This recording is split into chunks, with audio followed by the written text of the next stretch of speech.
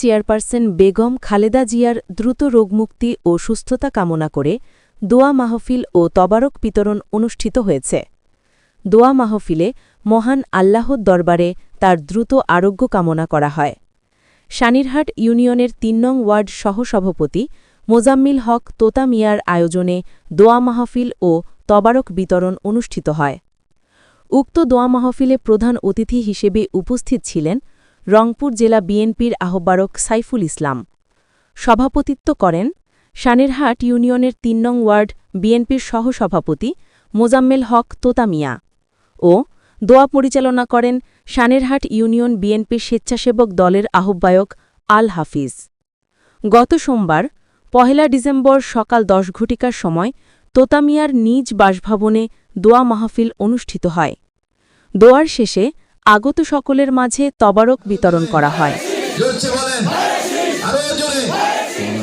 আমাদের সবাইকে কবুল করে আমরা ধানের শীষের বিজয় সুনিশ্চিত করি। আমরা তো দীর্ঘদিন থেকে অবহেলিত, আপনারা আমাদের লোকাল স্থানীয় সংসদ সদস্য কিন্তু পাইনি। যারা আসছে তারা বহিরাগত, কারণ কি খুঁজে বের করছেন? ওরা কেন দেয় না? আপনারা আমাদেরকে ঠকার জন্য ওরা দেয় না।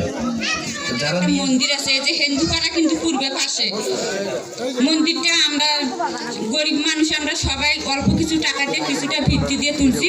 সাইফুল ভাই যদি ভোটে হতে পারে তাহলে আমাদের ওইদিকে জেনে একটু দেখে